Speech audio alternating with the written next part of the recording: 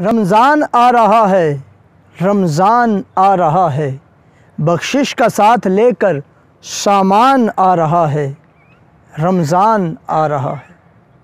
एक एक लम्हा जिसका है बरकतों का हामिल, घर में हमारे ऐसा मेहमान आ रहा है। घर की तिलावतों से तुम रौनके बढ़ाओ, रमज़ान साथ लेके कुरान आ रहा है। इस माह मोहतरम को बढ़कर गले लगा लो, मोमिन की तुमको देने पहचान आ रहा है।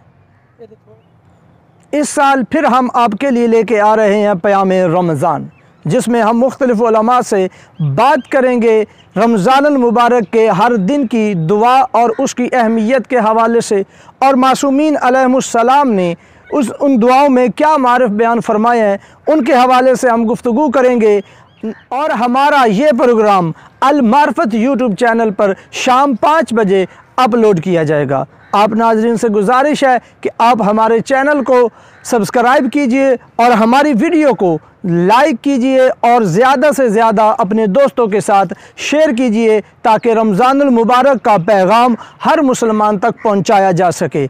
अल्लाह आपका हामी नासिर हो। वस्सलामु अलैकुम वरहमतुल्लाहि वबरकातुहू।